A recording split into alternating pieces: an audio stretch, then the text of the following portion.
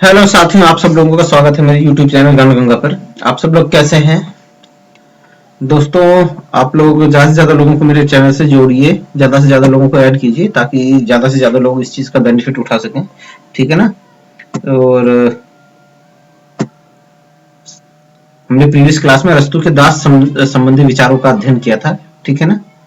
और आज हम करने वाले हैं, जो अध्ययन करेंगे वो करेंगे हम संविधानों का वर्गीकरण। ठीक है ना साथियों? और करेंगे क्या करेंगे हम आपका अरस्तु के क्रांति संबंधी विचारों का हम अध्ययन करेंगे दोस्तों। ठीक है ना? क्या करेंगे? अरस्तु के बहुत इंपॉर्टेंट चैप्टर है दोस्तों, ये बहुत इंपॉर्टेंट चैप्टर है अरस्तु का। यहाँ से क्वेश्चंस आते ही आते हैं। ठीक है ना साथियों? तो आपको ये ध्यान देना है। ठीक है ना? कि आप चलते हैं, आगे बढ़ते हैं। ठीक है ना? चलिए दोस्तों, अरस्तु के द्वारा संविधानों का वर्गीकरण। अरस्तु ने 158 नगर राज्यों के संविधानों का अध्ययन किया था। क्या किया था? इतिवृत्त तैयार करवाया था। ठीक है ना? 158 नगर राज्यों का क्या किया था? संविधानों का इतिवृत्त तैयार करवाया था। ठीक है ना? या अध्ययन किया था। ठीक है? किसमें किया था? अपनी पुस्तक पॉलिटिक्स में किया था। डी दोस्तों, किसमें किया था? अपनी पुस्तक पॉलिटिक्स में किया था। एक क्वेश्चन यहीं से बन रहा है कि अरस्तु ने 158 नगर राज्यों का जो वर्णन है वो किसमें किया है? तो उसने किया अपनी पुस्तक पॉलिटिक्स में किया है। ठीक है ना? अरस्तु के अनुसार संविधान राज्य में विभिन्न पदों का संगठन है। बिल्कुल सही बात है दोस्तों। संविधान के अंदर में लिखा होता है कि भाई कौन कौन से पद किसी राज्य के अंदर में होंगे। ठीक है ना? हमारे संविधान के अंदर भी लिखा है कार्यपालिका के बारे में, न्यायपालिका के बारे में, विधान पालिका के बारे में, राष्ट्रपति के बारे में लिखा है, प्रधानमंत्री के बारे में, सबके बारे में लिखा है। किसमें लिखा होता है दोस्तों? संविधान में लिखा रहता है। तो बहुत अच्छी बात अरस्तु ने कही है कि भाई क्या होता है कि संविधान क्या है? राज्य में विभिन्न पदों का संगठन है। ठीक है ना? जिससे विधि को निश्चित किया जाता है। बिल्कुल सही बात है दोस्तों, विधि निश्चित होती है। ठीक है ना? ये जो पद होते हैं आपका, चाहे कार्यपालिका, न्यायपालिका, विधान पालिका, इनसे संसद के जितने भी वो हैं उनसे क्या होता है कि विधि निश्चित हो जाती है। ठीक है ना? विधि निश्चित होती है और सार्वभौम सत्ता का निर्धारण होता है कि भाई सत्ता कहाँ पे है, उसका भी निर्धारण हो जाता है। ठीक है ना? और क्या होता है? और समुदाय एवं समस्त सदस्यों द्वारा अंगीकार लक्ष्य की प्रकृति का निर्णय किया जाता है। तो ये बात अरस्तु अपने संविधान के वर्गीकरण में, संविधान के उसमें बोलता है, वर्गीकरण में। ठीक है ना? संविधान के बारे में बोलता है। अरस्तु के अनुसार संविधान की विशेषताएं क्या है? तो राज्य का प्रशासन का स्वरूप निर्धारित होता है। बिल्कुल सही बात है भाई। राज्य में प्रशासन का स्वरूप कैसा होगा वो निर्धारित होगा, किसमें होगा? संविधान से निर्धारित होगा। शासन में विभिन्न अंगों में सत्ता का स्वरूप कैसा है? जैसे हमारे क्या बोलते हैं, शासन, हमारे यहाँ जो भारत में शासन है उसमें कार्यपालिका, न्यायपालिका, विधान पालिका में सत्ता जो है ना, सत्ता कैसे है, उसका स्वरूप कैसा है, तो उसका भी पता किससे चलेगा दोस्तों? संविधान से ही चलेगा। ठीक है ना? संविधान राज्य तथा लोगों के लक्ष्य को निर्धारित करता है। बिल्कुल सही बात है भाई। संविधान लोगों के और राज्यों के लक्ष्य को निर्धारित करेगा। भाई राज्य का क्या लक्ष्य है? लोगों का कल्याण करना है। क्या करना है? राज्य का क्या लक्ष्य है? लोगों का कल्याण करना है। ठीक है? और लोगों का क्या लक्ष्य? भाई आपसी एकता, भाईचारा, बंधुत्व, ये सारा क्या है? ये लोगों का लक्ष्य होगा। तो क्या होगा? संविधान राज्य तथा लोगों दोनों का लक्ष्य निर्धारित कर देता है। संविधान सर्वोच्च सत्ता को निर्धारित करता है। बिल्कुल सही बात है। संविधान में यह वर्णन होता है कि भाई सर्वोच्च सत्ता किसके पास है। जैसे भारत का संविधान जो है उसमें क्या कहा गया है कि अंतिम सर्वोच्च सत्ता किसके पास है? वो है जनता जनार्दन के पास है। जनता अपने क्या बोलते हैं 5 वर्ष में जब चुनाव होता है तो अपने द्वारा चुने हुए प्रतिनिधियों को संसद में भेजती है। ठीक है ना? तो कहा है अंतिम सत्ता किसके पास है? हमारे संविधान में, हमारे हिंदुस्तान में जनता के पास है। ठीक है ना? संविधान ही राज्य का सार है। ठीक है ना? बहुत बढ़िया बात कही है दोस्तों। राज्य का निर्माण भी संविधान से होता है और अंत भी संविधान के अंत से राज्य का अंत भी हो जाता है। ठीक है ना? क्या है दोस्तों, आप इस बात को समझते हैं?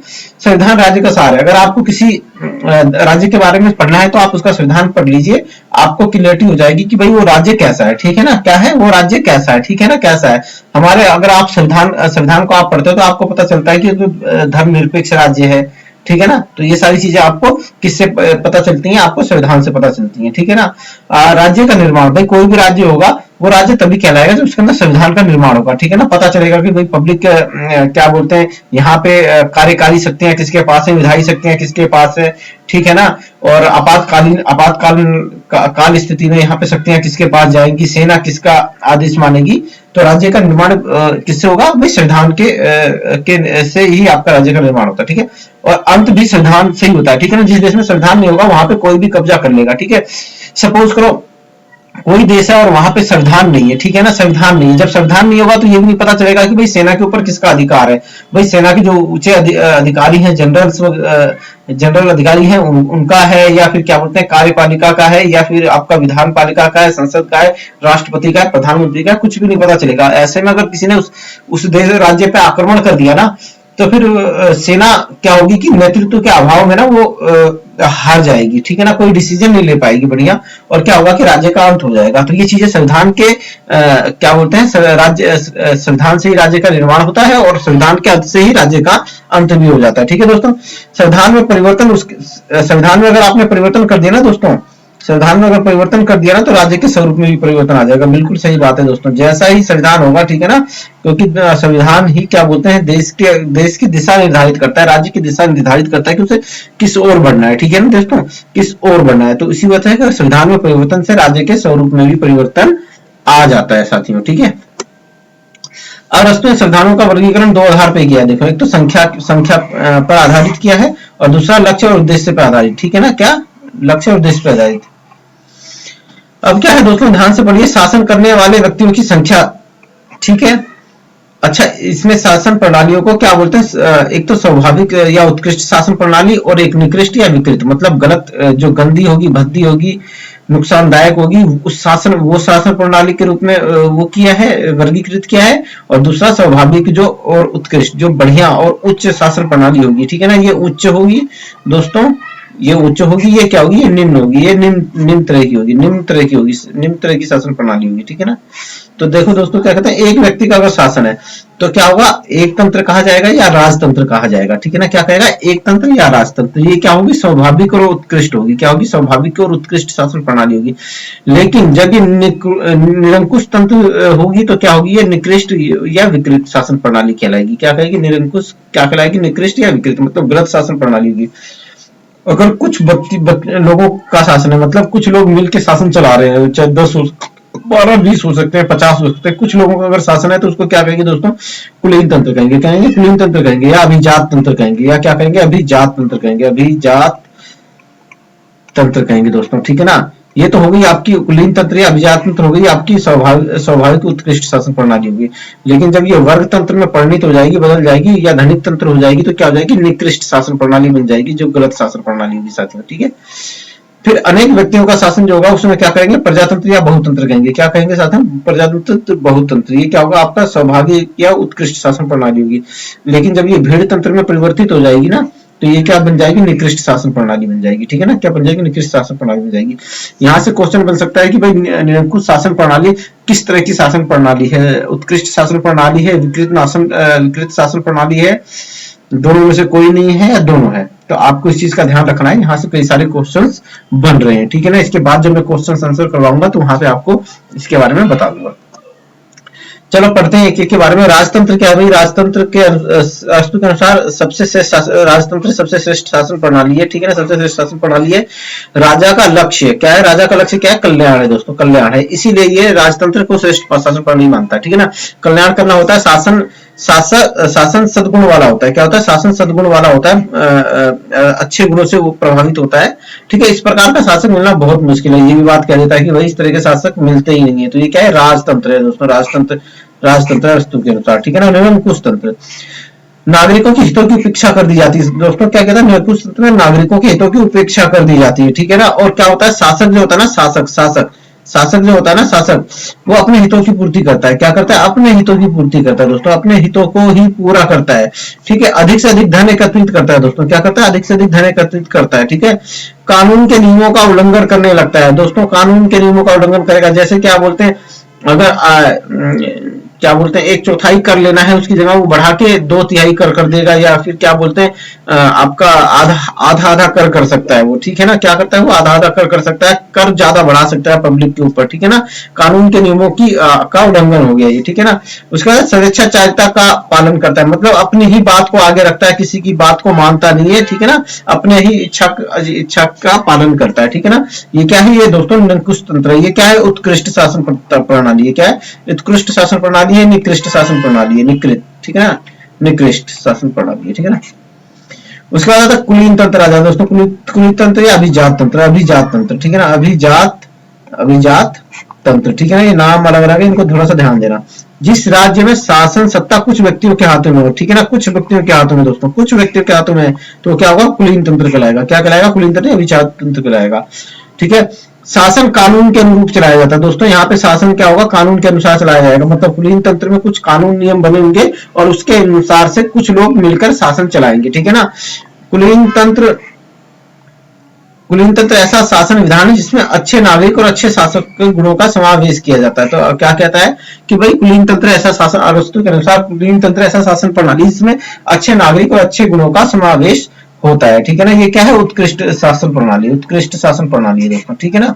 उसके बाद धनिक तंत्र आ जाएगा। क्या आ जाएगा दोस्तों, धनिक तंत्र आएगा या गुट तंत्र आएगा। क्या आएगा, गुट तंत्र। क्या आएगा दोस्तों, गुट तंत्र आएगा, ठीक है ना, गुट तंत्र। इन शब्दों को याद रखना दोस्तों, ऐसे हेर फेर कर देते हैं कई बार। इसमें धन संपन्न तथा कुलीन शासन तंत्र चलाते हैं। तो आपसे क्वेश्चन सीधा पूछ लेगा, भाई गुट तंत्र में शासन कौन चलाता है, ठीक है ना, आपका राजा चलाता है, ठीक है। धन संपन्न क्या बोलते हैं, कुलीन वर्ग चलाता है। धन संपत्तिशाली, धन संपदा वाले लोग चलाते हैं। तो यहाँ पे आपको ये थोड़ा सा ध्यान रखना है। कई बार बहुत इजी क्वेश्चन पूछ लेता है, इतना इजी पूछ लेता है कि हमने उस पर ध्यान ही ना दिया हो। तो आपको इस तरह छोटी छोटी बातों का भी ध्यान रखना है, ठीक है ना। तो क्या कुलीन तंत्र शासन चलाता है, क्या होता है, धन संपन्न या कुलीन तंत्र शासन चलाता है। इसमें क्या होता है, सत्ता संपत्ति सारी लोगों के पास होती है। क्या होता है, जिनके पास संपत्ति होती है उनके पास सारी ताकत होती है, और ये बहुत अल्पमत में होते हैं, ये संख्या बहुत कम होते हैं, लेकिन ये क्या करते हैं, जनता का शोषण करने लगते हैं। साथियों क्या करते हैं, जनता का शोषण करते हैं, उन पे टैक्स ज्यादा लगाते हैं, उन पे तरह तरह का अत्याचार करते हैं, और क्या बोलते हैं, आपका ऐसी शासन प्रणाली में आपका भ्रष्टाचार भी ज्यादा होगा, क्योंकि क्या बोलते हैं, आपका गरीबों को न्याय नहीं मिलेगा, ठीक है। उसके बाद आ जाता है दोस्तों बहुतंत्र। बहुतंत्र पॉलिटी है, ठीक है ना। क्या होता है, बहुतंत्र पॉलिटी दोस्तों, ठीक है ना, पॉलिटी कहता है इसको। सारी जनता के हित में किया जाने वाला शासन क्या कहलाएगा दोस्तों, पॉलिटी कहलाएगा, बहुतंत्र कहलाएगा, ठीक है ना। परंतु इसमें मध्यम मार्ग, ये देखो दोस्तों, अरस्तु पॉलिटी को क्या होता है, श्रेष्ठ शासन प्रणाली मानता है। क्या मानता है दोस्तों, सबसे ज्यादा श्रेष्ठ शासन प्रणाली मानता है, ठीक है ना। इसमें क्या होता है दोस्तों, इसमें क्या बोलते हैं ना, ये इसको ना पॉलिटी को क्या बोलता है, मध्यक मार्ग बताता है दोस्तों। क्या बताता है, पॉलिटी को मध्यक मार्ग बताता है दोस्तों, मध्यक मतलब, ठीक है ना। ये क्या कहता है कि मध्यम मार्ग का समर्थन करता है, मतलब दोस्तों बीच का रास्ता निकालता है। अरस्तु बीच का रास्ता निकालना पसंद करता है, ठीक है ना। वो क्या कहता है भाई, इसमें क्या होता है, पॉलिटी में ना तो बहुतंत्र, पॉलिटी में क्या होता है कि न तो निरंकुश तंत्र होता है, धनिक न तो धनिक तंत्र होता है, धनिक तंत्र का वो होता है आपका, जो पीछे हमने प्रॉब्लम से देखी, ठीक है ना, और ना जनता की अराजकता होती है, ठीक है ना। इसमें मतलब इन तीनों जो निकृष्ट शासन प्रणाली है ना, हमने पीछे देखा था, देखते हैं दोस्तों, निकृष्ट शासन प्रणाली है ना, ये तीनों, इन तीनों के गुण नहीं होंगे भाई इसके अंदर इन तीनों निकृष्ट शासन प्रणाली में गुण नहीं होंगे, ठीक है ना, वही कहता है। तो इसके अंदर वही बात कह रहा है कि भाई किसके अंदर, पॉलिटी के अंदर में क्या होगा कि जो आपका निरंकुश तंत्र हो गया, आपका धनिक तंत्र हो गया, और क्या बोलते हैं आपका भीड़ तंत्र हो गया, उसके गुण इसमें नहीं होंगे, ठीक है ना। पॉलिटी, ठीक है ना, पॉलिटी क्या होगा, प्रजातंत्र और धनिक तंत्र, इन दोनों के बीच का मध्यक है साथियों, ठीक है ना। क्या होता है, इन दोनों के बीच के मध्यक है। एक मिनट दोस्तों, किसका फोन आ रहा है।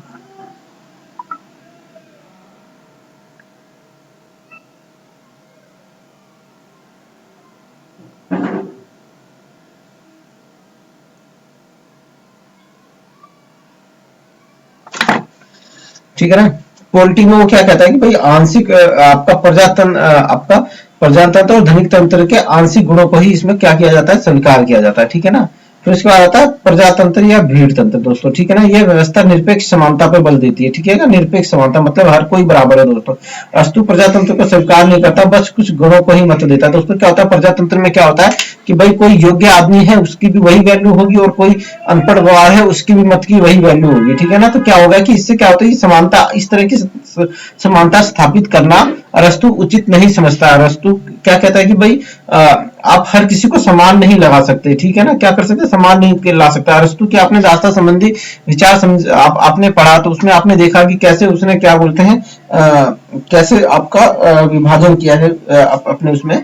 तो क्या होता है कि ये व्यवस्था निरपेक्ष, जो प्रजातंत्र होगी वहां पे सबको समान समझा जाएगा, लेकिन अरस्तु कहता है भाई नहीं, हर कोई समान नहीं है, ठीक है ना। वो प्रजातंत्र के कुछ गुणों को ही स्वीकार करता है, बाकी को वो क्या कर देता है कि वो नकार देता है, ठीक है ना साथियों, क्या कर देता है वो नकार देता है, ठीक है ना। कि प्रजातंत्र में क्या होता है कि सबके, अब हमारे यहाँ पे प्रजातंत्र तो हमारे सबके मूल्यों को बराबर समझा जाएगा, मतलब सबके वोटों की, सबके मतों का एक ही वैल्यू है, ठीक है ना, क्या है एक ही वैल्यू है।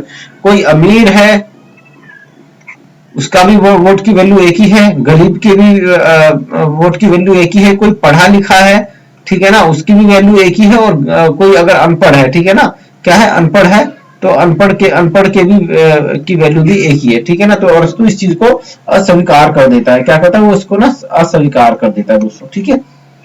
अब क्या कहता है अरस्तु राजतंत्र, कुलीन तंत्र और पॉलिटिको को उत्कृष्ट शासन प्रणाली मानता है। तो दोस्तों इसको नोट कर लीजिएगा कौन कौन सी उत्कृष्ट शासन प्रणाली है। अरस्तु निरंकुश तंत्र, धनिक तंत्र, भीड़ तंत्र को शासन का निकृष्ट रूप मानता है, ठीक है ना। किसको मानता है अरस्तु निरंकुश तंत्र, धनिक तंत्र तथा भीड़ तंत्र को शासन का निकृष्ट रूप मानता है, ठीक है। अब ये क्या बोलते हैं, ये चार्ट है आपका संविधानों का चक्रीय वर्गीकरण। पहले राजतंत्र आता है, ठीक है, राजतंत्र में क्या बोलते हैं, राजतंत्र के बाद राजतंत्र परिणत होकर चेंज हो जाता है, तो निरंकुश तंत्र की उत्पत्ति होती है, फिर कुलीन तंत्र की उत्पत्ति होती है, फिर कुलीन तंत्र से फिर धनिक तंत्र आ जाता है साथियों, फिर धनिक तंत्र को हटाकर फिर पॉलिटी का होता है आपका बहुतंत्र का, फिर भीड़ तंत्र, और फिर क्या होता है कि आपका राजतंत्र। ये एक चक्र के रूप में चलता रहेगा, ये बार बार आते रहेंगे जाते रहेंगे, ठीक है ना। तो ये डायग्राम है आपको बेसिकली समझने के लिए, ठीक है। अब क्या बोलते हैं अरस्तु के अनुसार क्या बोलते हैं, अब राजतंत्र है, राजतंत्र में कोई शासन कर रहा है, इसके खिलाफ कोई षड्यंत्र रच के किसी ने सत्ता हथिया ली और निरंकुश तंत्र में वो तब्दील हो जाएगी, क्या हो जाएगी निरंकुश तंत्र में तब्दील हो जाएगी। या कोई राजतंत्र है वो अपने विवेक से या समझदारी से शासन कर रहा है, और बाद में क्या हुआ कि भाई उसके अंदर लालच आ गया, लोभ आ गया, और फिर वो क्या होगा कि वो राजतंत्र क्या होगा निरंकुश तंत्र में परिवर्तित हो जाएगा, निरंकुश तंत्र में चलेगा। जब निरंकुश तंत्र बहुत ज्यादा बढ़ जाएगा, बहुत ज्यादा लोग दुखी हो जाएंगे, तो समाज के कुछ जो आपके पढ़े लिखे समझदार वर्ग के लोग होंगे, ठीक है ना, धनवान लोग होंगे, वो क्या करेंगे कि वो राज के खिलाफ विद्रोह कर देंगे, और क्या करेंगे कुछ लोगों का शासन, कुलीन तंत्र या अभिजात तंत्र की स्थापना कर देंगे, ठीक है ना, क्या कर देंगे कुलीन तंत्र या अभिजात तंत्र की स्थापना कर देंगे, विद्रोह कर देंगे, और कुलीन तंत्र की स्थापना हो जाएगी। ये कुलीन तंत्र भी कुछ समय के बाद क्या होगा दोस्तों कि लोभ लालच में आ जाएगा, लोभ लालच में आ जाएगा, जनता के संग अत्याचार करेगा, और अत्याचार करेगा, उनका शोषण करेगा, तो ये क्या हो जाएगा, ये धनिक तंत्र में परिवर्तित हो जाएगा, धनिक तंत्र में परिवर्तित हो जाएगा या गुट तंत्र में परिवर्तित हो जाएगा। तब क्या होगा दोस्तों, जनता का शोषण होगा, और सारा का सारा धनिक तंत्र सारा का सारा धन एकत्रित करेगा अपने फायदे के लिए, अपने हितों का कार्य करेगा। लेकिन दोस्तों जब धनिक तंत्र पे भी बहुत ज्यादा अत्याचार बढ़ जाएगा, ज्यादा शोषण बढ़ जाएगा, तो क्या होगा कि जनता उसके खिलाफ क्या कर देगी, विद्रोह कर देगी दोस्तों, विद्रोह कर देगी, विद्रोह कर देगी, और क्या होगा कि भाई जनता का शासन स्थापित हो जाएगा, यहाँ पे जनता का शासन स्थापित हो जाएगा, और वो क्या होगा पॉलिटी होगी, जिससे अरस्तु क्या कहता है उच्च शासन प्रणाली कहता है दोस्तों। लेकिन कुछ समय तक जाते जाते इसके अंदर भी अयोग्य लोग आ जाएंगे दोस्तों, किसमें हो जाएंगे, अयोग्य लोग आ जाएंगे। क्यों अयोग्य लोग आ जाएंगे, क्योंकि दोस्तों कि बहुतंत्र में, प्रजातंत्र में क्या होता है कि दोस्तों कोई भी शासन कर सकता है, ठीक है ना। तो ऐसे में क्या होता है कि जो वाकपटु लोग होते हैं ना, जो चालाक होते हैं, बात बनाने में आगे होते हैं, वो पब्लिक को बहला फुसला के सत्ता में आ जाएंगे, उनका मत हासिल कर लेंगे, और फिर क्या होगा कि वो भीड़ तंत्र में परिवर्तित हो जाएगा, ठीक है ना, भीड़ तंत्र में परिवर्तित हो जाएगा। और जब भीड़ तंत्र में भी बहुत ज्यादा भ्रष्टाचार होगा, बहुत ज्यादा शोषण भ्रष्टाचार होगा, तो क्या होगा कि फिर कोई एक आदमी जो होगा वो क्या करेगा कि इसमें विद्रोह कर देगा, और सत्ता को हथिया लेगा, और फिर से राजतंत्र की स्थापना हो जाएगी। तो दोस्तों ये एक चक्रीय परिवर्तन है, क्या है दोस्तों, एक ये चक्रीय परिवर्तन है। अरस्तु के अनुसार ये सब चलता रहता है, लगातार चलता रहता है, ठीक है ना, एक चक्र के अनुसार चलता रहता है, इसीलिए इसको चक्रीय परिवर्तन कहा गया है, ठीक है ना। ये निरंकुश तंत्र यहाँ पे नहीं है भाई, चक्रीय परिवर्तन, संविधानों का चक्रीय परिवर्तन, संविधानों का चक्रीय परिवर्तन।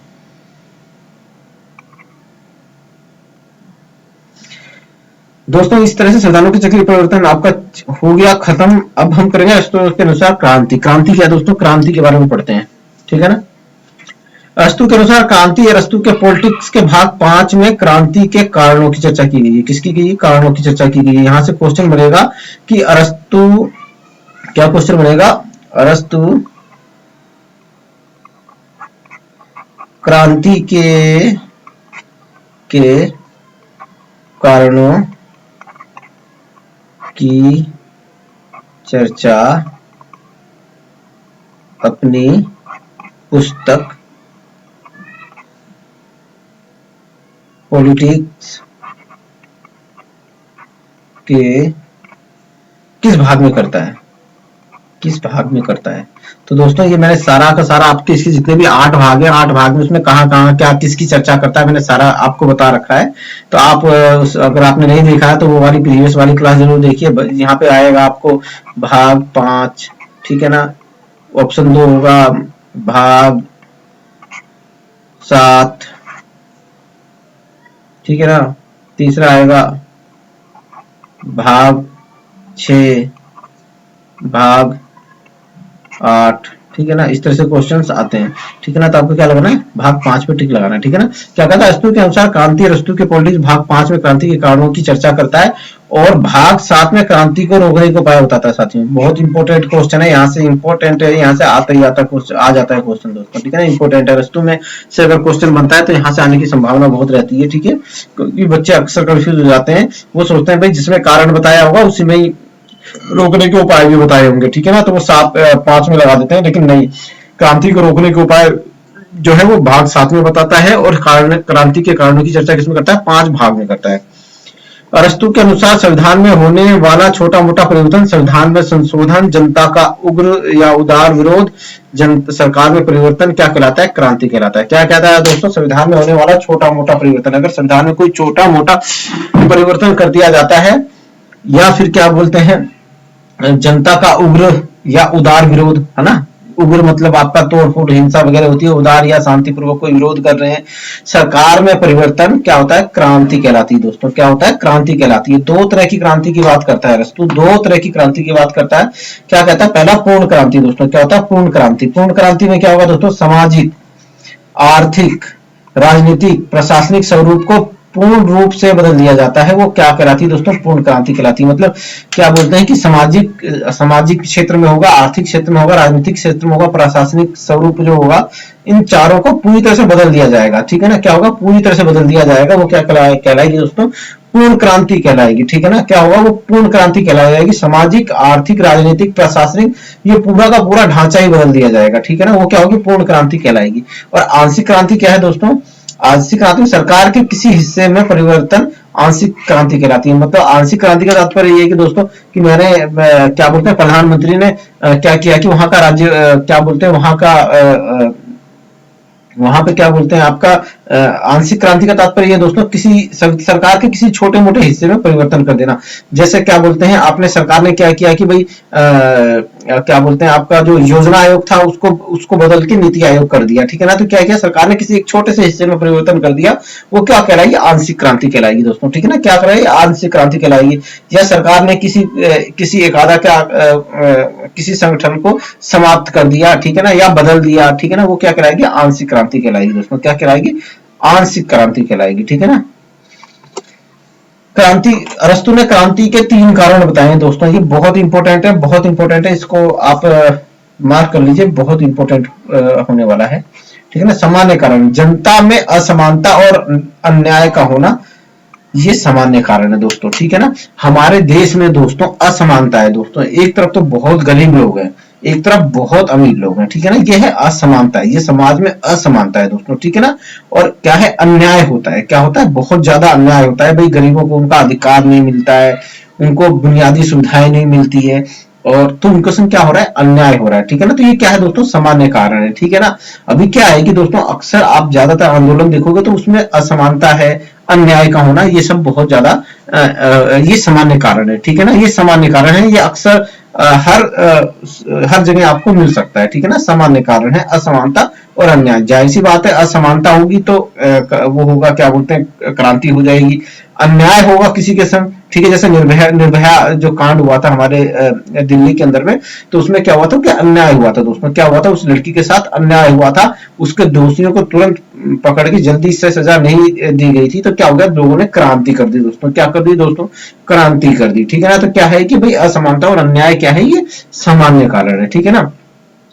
और विशिष्ट कारण क्या है, विशिष्ट कारण है दोस्तों, क्या होता है, शासकों के लालच के कारण क्रांति, ठीक है ना। क्या होगा दोस्तों, शासकों के लालच के कारण क्रांति। जब शासक अत्यधिक लालच हो जाता है, लालची हो जाता है, ठीक है ना, तो क्या होता है कि भाई क्रांति, जनता क्या कर देती है, क्रांति कर देती है साथियों। क्या कर देती है, जनता क्रांति करती है, ठीक है, शासक द्वारा सत्ता का दुरुपयोग करने के कारण क्रांति, ठीक है ना। क्या हो गया कि भाई शासकों में के लालच के कारण क्रांति हो जाएगी।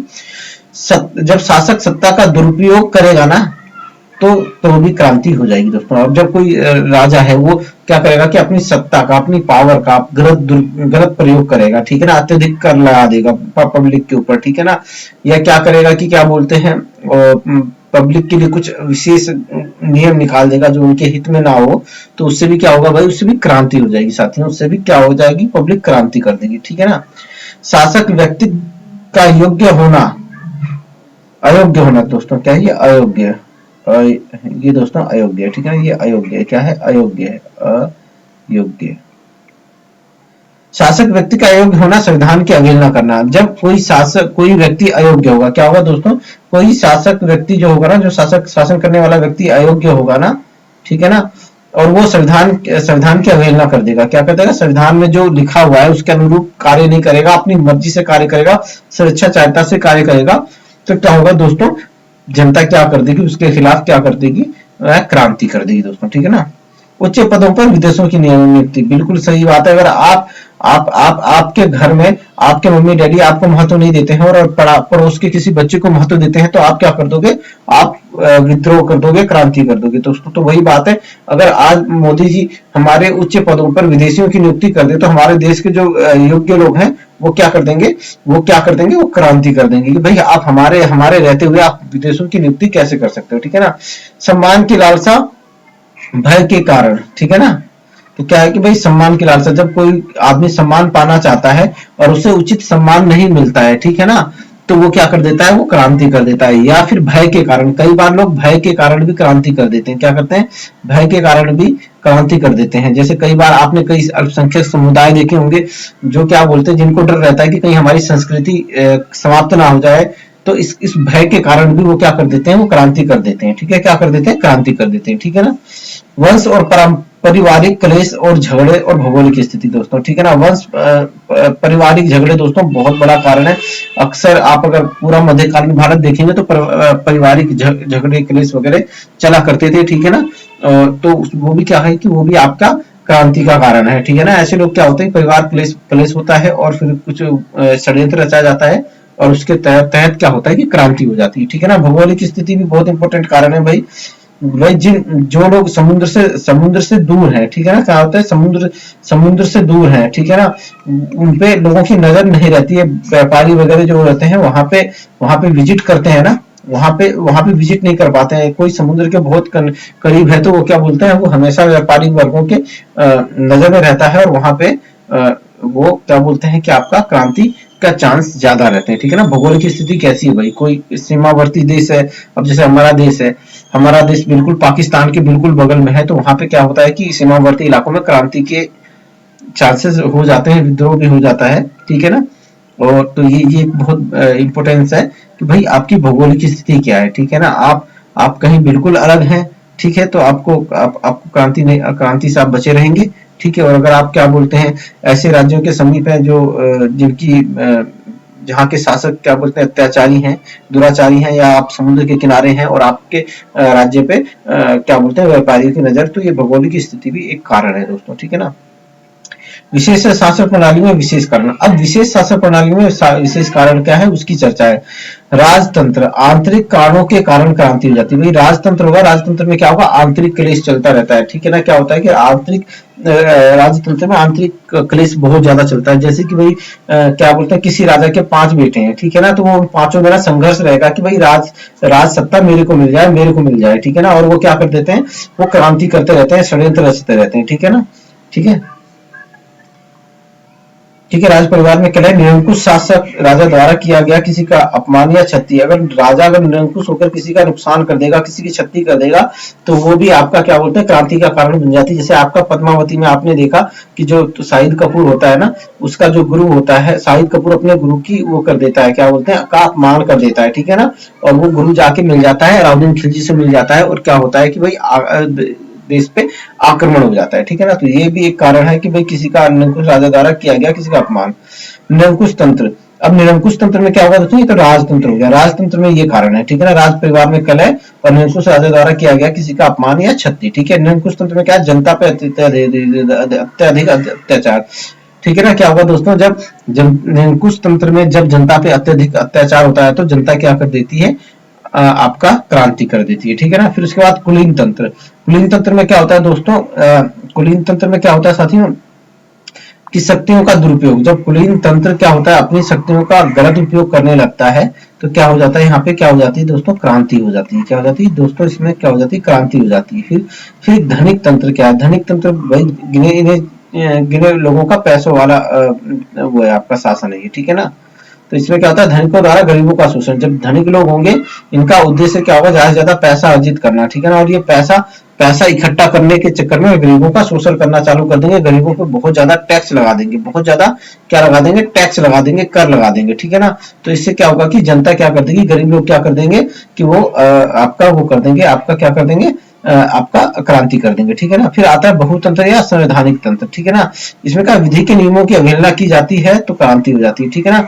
अब भाई इसमें क्या है कि भाई इसमें क्या होगा कि एक संविधान में कुछ विधियां होंगी और उसके अनुसार शासन किया जाना चाहिए, लेकिन जब बहुतंत्र में उन नियमों की अवहेलना कर दी जाएगी, उन नियमों के अनुरूप कार्य नहीं किया जाएगा तो क्या हो जाएगी, क्रांति हो जाएगी, ठीक है। और फिर उसके बाद आता है आपका क्या बोलते हैं, प्रजातंत्र, ठीक है ना। प्रजातंत्र में क्या होता है कि प्रजातंत्र में वाग्वीर की उपस्थिति, ठीक है ना, वाग्वीर।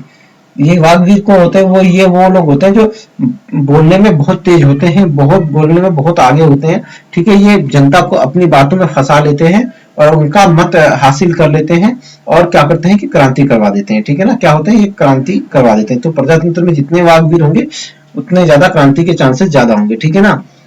अब रोकने के उपाय क्या बताता है दोस्तों, अरस्तु क्रांति को रोकने के कुछ उपाय बताता है। उनको देखो, संविधान के प्रति आस्था। भाई संविधान के प्रति आस्था होनी चाहिए, भाई सबकी क्या होनी चाहिए, संविधान के प्रति आस्था होनी चाहिए। छोटी से छोटी घटना पे भी ध्यान देना चाहिए दोस्तों। अगर कहीं पे छोटा मोटा अगर कोई लड़ाई झगड़ा हुआ है तो उस पर भी ध्यान देना चाहिए, उसको समाप्त कर देना चाहिए, ठीक है ना। अन्यथा वो छोटी सी चिंगारी क्या होगी, एक दिन आग का रूप धारण कर लेगी, ठीक है ना। ठीक है, मान लो किसी राज्य में